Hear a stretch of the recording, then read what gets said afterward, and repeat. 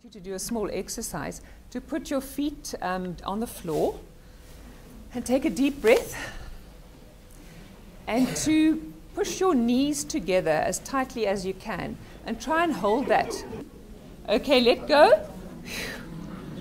Take a deep breath in and just roll your shoulders back. It's a nice little well-being exercise you can do in a very big... So our presentation is structured. First, Karen is going to share the contextualization of well-being in challenging schools. Define the concept well-being. Share with us approaches to enhancing well-being in schools and the approach we used in the project that we had, that we partnered with in the particular school in retreat. I will share with you multilingualism and its challenges and what the school leaders can do. So that is basically the structure of our presentation. So we're going to do a little bit of a sister act, and I'm going to have to ask Sameka if she won't help me just press down, okay, because my clicker isn't working. For all of you, you'd probably recognize how schools more and more are sites in which we look at enhancing the capacity for health and well-being, and everyone will come to the school as a site in the community that can help to get things going and eventually sustain things. So I think if you look at the current policies, you even have to look at the standards of principalship, and they'll speak about the key role of leaders in enhancing that teaching and learning environment, looking after people within their care. And what we're seeing is that there's a very strong focus in current policy and initiatives are in enhancing capacity. And I mean, I know all of us are thinking about the COVID virus and coronavirus, and I even got a few handshakes with someone's leg today.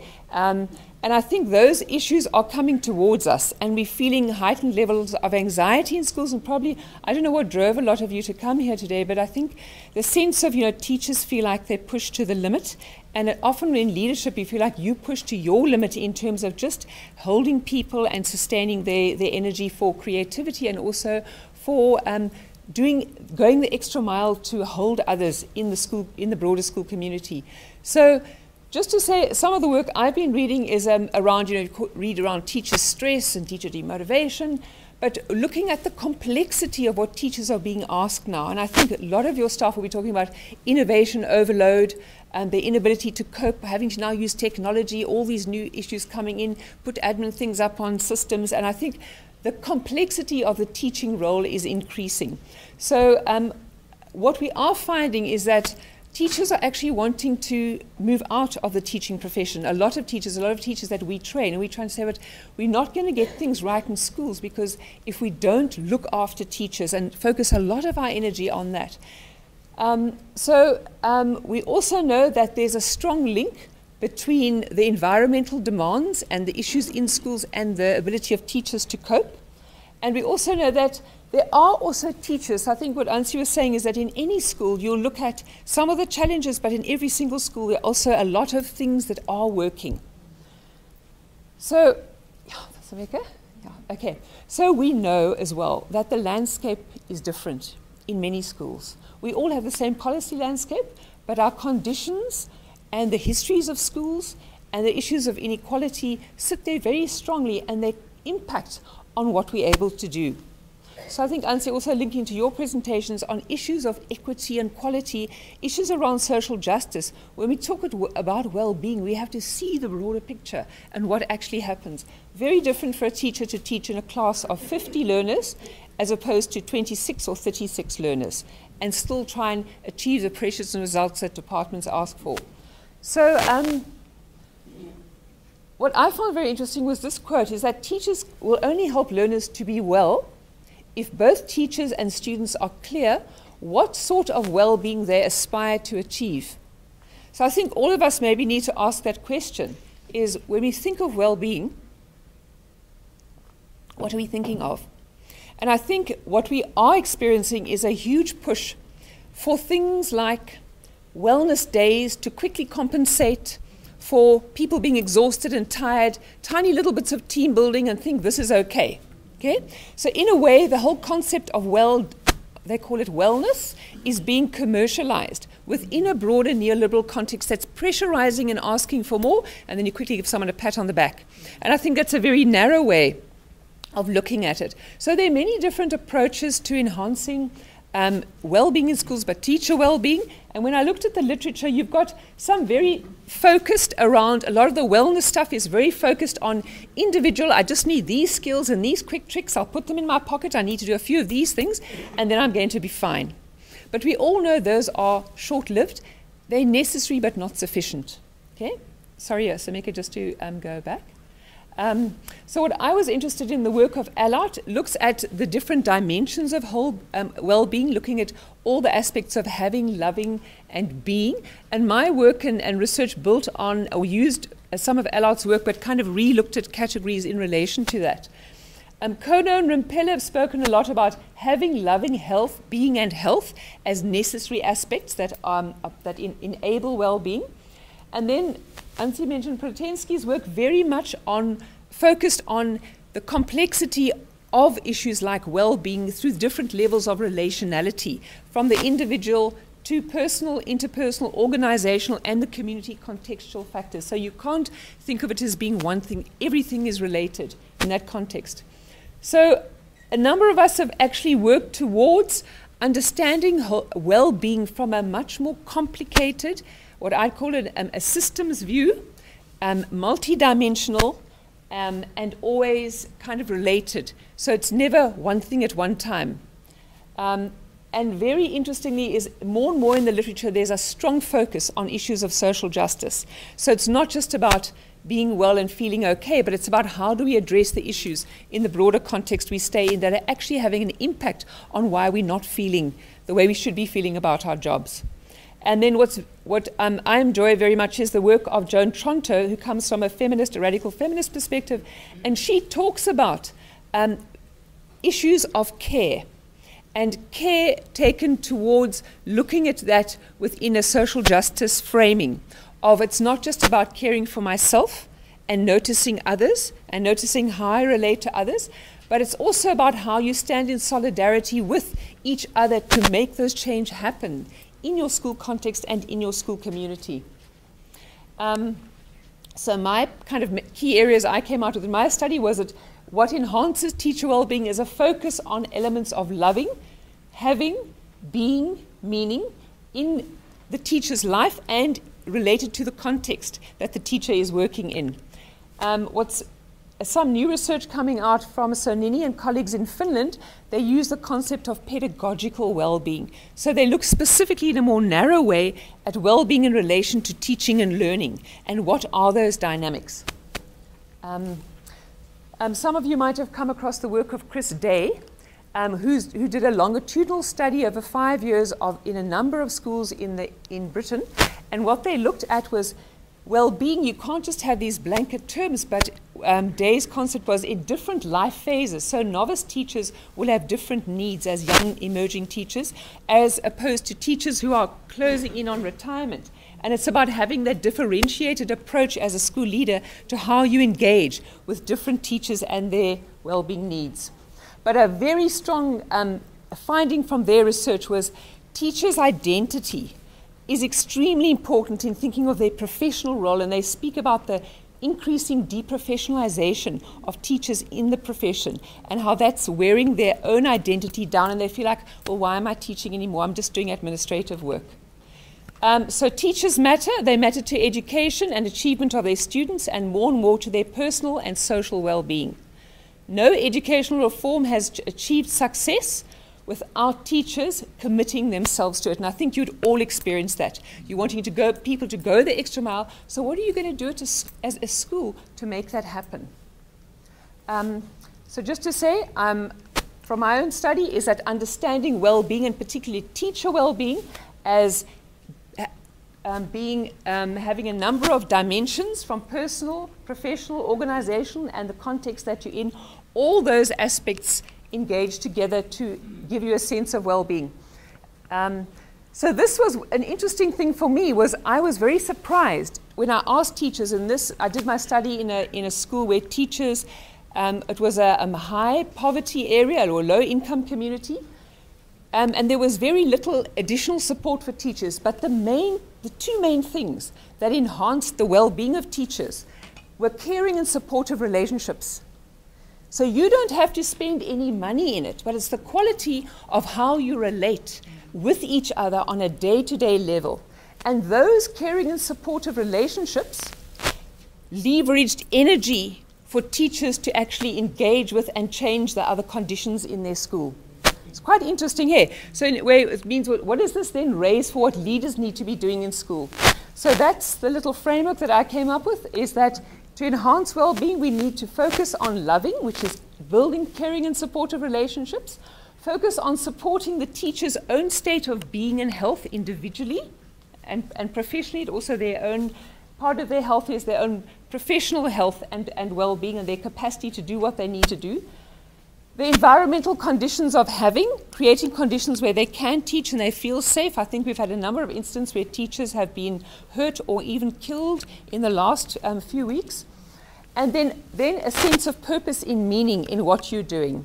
And those factors all combine together and are weighed up against the context of the school, where you've got this balance between the job resources that you have and the job demands. And I think everyone's saying what's causing stress, you have increased job demands and decreasing job resources. But a huge resource that's not being tapped into enough is the resource that we have around relationality. Our engagement, how we are with each other, how we are with the learners, and how we are with the teachers and the parents.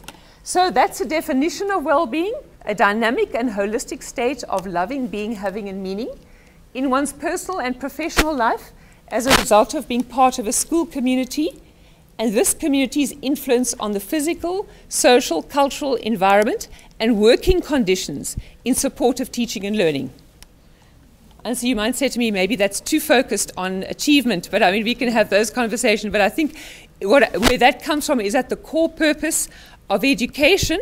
Yes, we know it's enhancing the holistic development of the learner, but in schools, a lot of the drive, and it's true, is on the achievement of the learner, their success in terms either academically or sporty or culturally, and the focus will be on teaching and learning.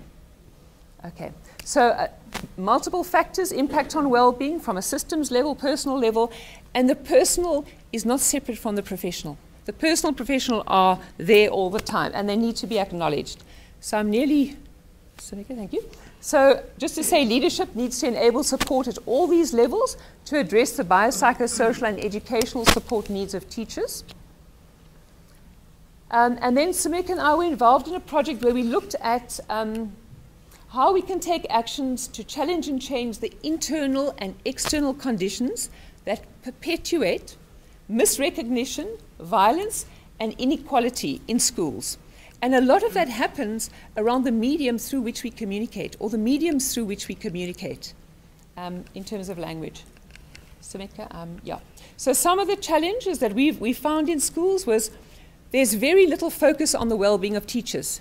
Even in the school, integrated school health policy, in the health promoting schools policy, in care and support for teaching and learning, it's all focused on what the teachers have to do for the learner. But very little focus on how we look after and engage with a teacher, other than thinking of them as a commodity that they must go and find their own health through discovery or somebody else.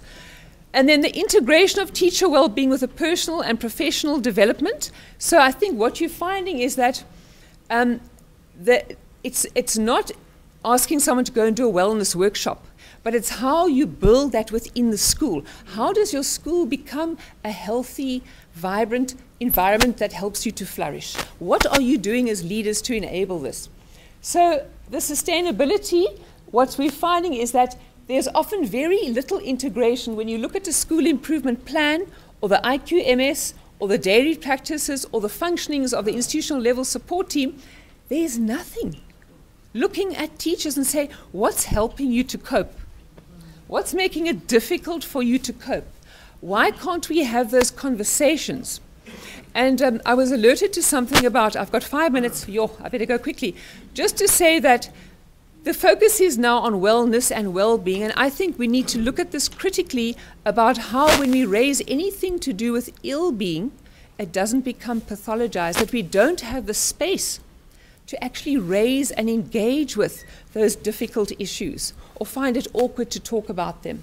So I'm going to hand over to Sameka, and I'm going to hopefully support her. Speaking about issues related to language and well-being. Won't be necessary though. Okay. So we know that South Africa is not an island. It is a country, it's part of the global world. So as a result of that, we have a lot of migration in and out of South Africa, as well as in and out of the provinces of South Africa, which creates a huge burden to the teachers. Because immediately when you admit or register new learners, you find out they have a different language background. As a result, that puts a lot of pressure to the teachers in the classroom. So having not planned for a multilingual classroom, circumstances bring you to a multilingual context, right? So as Karen mentioned, we have conducted the research. We worked with a school in Retreat, and it's an Afrikaans school, which ideally had its language policy as an Afrikaans medium school, right?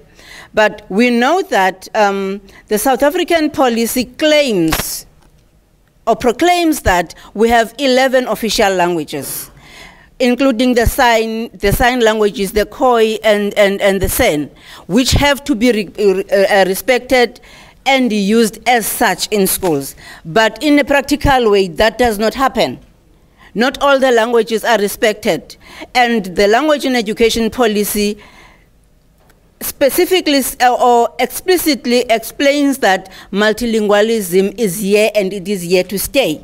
So whether we like it or not, it is here. So we need to recognize that language, we use language to teach, and therefore language in education policy gives us the framework to say we can use this language to teach these learners because we have the policy that supports us, and the South African Constitution supports our choice of language when we teach.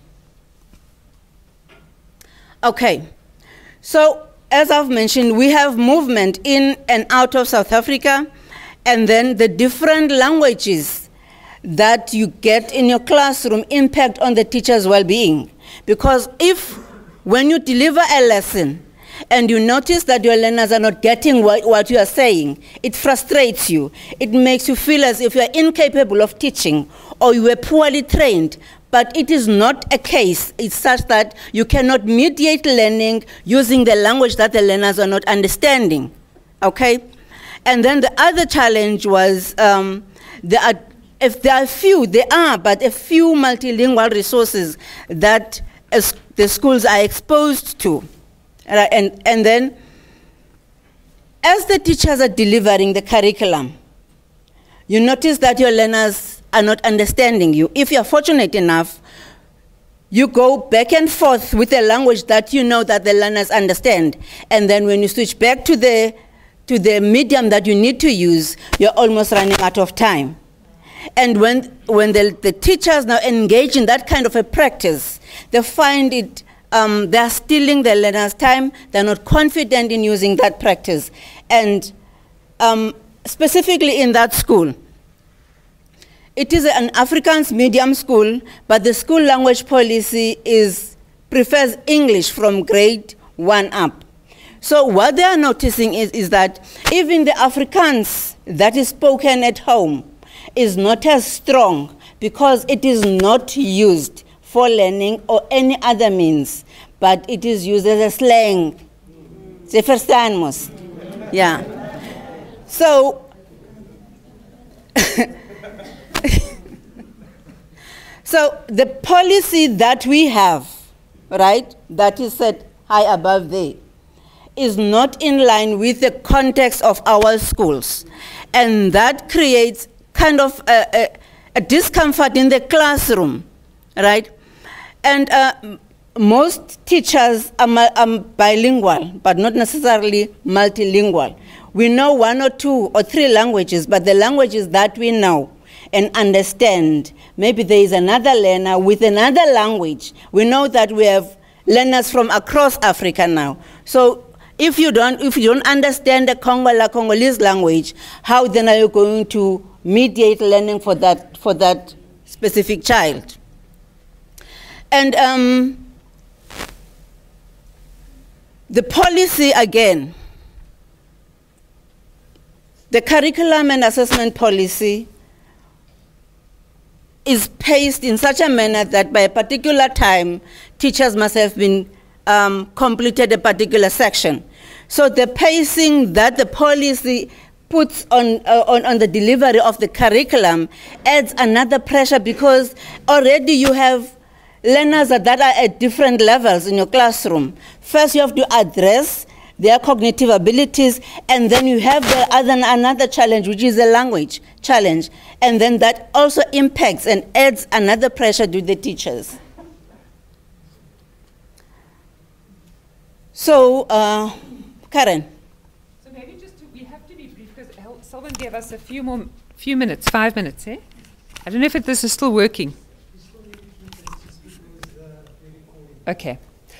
Just to say, what we did is we went into the school, and we went with the school through a 2-year process, and we still feel like it's at the beginning stages. What we did is we worked with staff inquiry and dialogical engagement in what we'd call a professional learning community, which most of you will know about in terms of it's required for schools to work in those communities. Our focus in the school was learning professionally around well-being. And what we did is we began with actually inquiring collectively as a staff about what is it that helps us to cope? What is it that makes it difficult for us to cope? And continuing those conversations in ongoing ways. We used very strongly the process of using photo voice. I don't know if any of you know it. Taking photos, teachers took photos of everything that helps them to cope, doesn't help them to cope. And from a leadership perspective, everything related to the school improvement plan and everything related to the development of the school came up from teachers as those factors that were putting stress on them. And then we went into a process of teachers imagining a different future, and building on their dreams for how they would like things to shift. And they did that through, I think we can go through, so make it to the next one. They did that through working on what we'd call a dream tree. They put their ideas up, so they participated in the building of ownership for change. They participated in that process. They identified where they wanted to set their goals for the future in terms of enhancing the school environment and their classrooms. Sameka, you can, is it frozen? Okay, it's fine. So they worked with their dreams. What we did is, what was very important was that the senior leadership was very involved at that point in the process. One of the challenges we did face, though, and what we say is key, is that you need to have a good, strong team driven from senior leadership to take this forward, to really have a commitment to enhancing well-being in the school, and particularly teacher well-being. I just need to go one back. Sameka, just one back, yeah. So we had a dream tree. Then we had particular teachers as champions driving this. We also had a well-being committee, and the well-being committee was a subcommittee of the institutional level support team, because we found that's the best structure where it should be located, because they're having conversations about what's helping us to support these learners, but not what capacity building do we need? What help do we need to support learners better and to also support ourselves? So I think that is an important community in which those conversations need to happen. And then through that process, engagement with a broader community, so engagement with the parent, guardian community around issues like the language policy. So I think each school is different, and the issues that come up in each school would be different depending on your key focus areas for change. Given the fact that the teachers or the schools are experiencing these challenges with language-related issues, there are different trends that the global world is working on, as well as South Africans. There is an approach called translanguaging. It is not code switching. It's different from code switching. Translanguaging, it is an approach where you intentionally use 2 or 3 languages when you speak to mediate and scaffold learning. We we continuously do that as a discourse, but we are not labeling it as translanguaging when we speak. You speak your language, you go into English or go back to Afrikaans, and you're not translating. You go into, and everybody understands the meaning of what you're talking about. So that approach is, people that have used it, Hornberger, Link, and Gracia, and Makalela in Limpopo, claim that there are benefits when using it in the classroom because you are using the learners as resources for their languages. And also, as they communicate their cognitive and comprehension of the content, which is important, they understand and get it.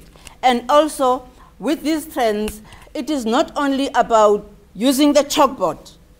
What other means can we use to ensure that our learners get the message and relieve the stress from our teachers? We can also invite a supportive relationship with the parents, where you can send a piece of text. They read and record that, take it back to the school. Imagine how that learner feels when my mother has read something. My teacher gave me something to give to my mother to read, and that is listened to by my fellow classmates. So it boosts that learner's confidence in class, even if that learner was a shy person. So, with multilingual challenges, when learners are not understanding the content, they become shy, they become isolated, they feel as if they have nothing to contribute to. And although the policy, the national policy claims that, the language in education policy claims that we have these many languages and we must make use of them, right? The practice is not as it is stipulated in the policy, because some African languages are not used in the schools. The Afrikaans language, for example, in the school that we mentioned, is not used. It is not developing because it is not being used. They are Afrikaans, but they are not using the Afrikaans. And therefore, the Afrikaans language is not getting the recognition because it is not practiced sufficiently. Many teachers, because they are teaching in a multilingual classroom, they are not confident to teach in that classroom because the fear is, am I using the correct concept, or am I using the correct register to mediate my lessons? As a result of this, with all this pressure, it compromises the teacher's well-being. So what we thought, we conducted, we interviewed teachers at the school, and the data showed us that the teachers are using some of these practices, but they are not comfortable because it is not in the school policy. And also, the literature suggests that the languages,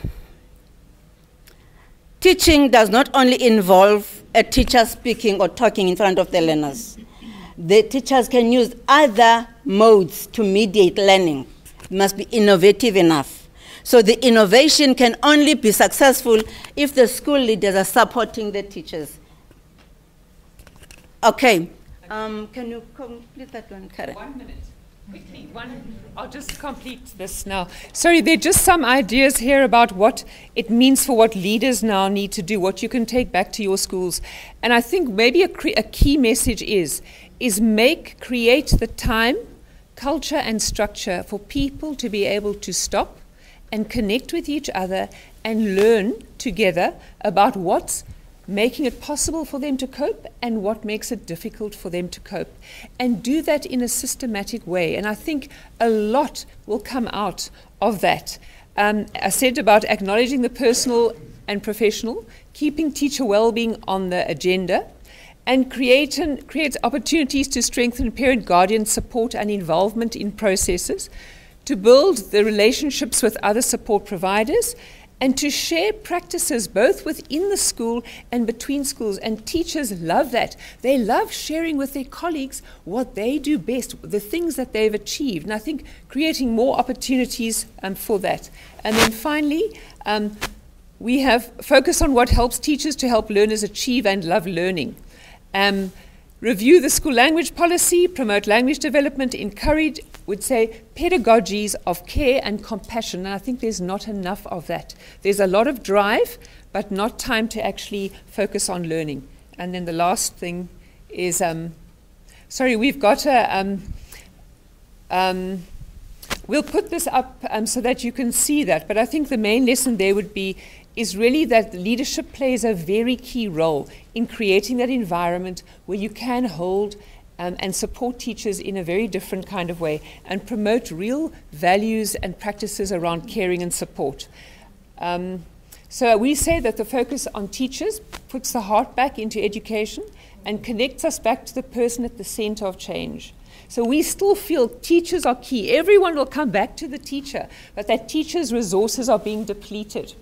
So Sameka and I were involved, and we've put out a handbook which supports novice teacher well-being, and a lot of the ideas that we've shared are in that, and it's a free resource. You can use it, and you can tell us if you want to add to it, and we'll add you into it. So if you'd like to get hold of that, you can contact us.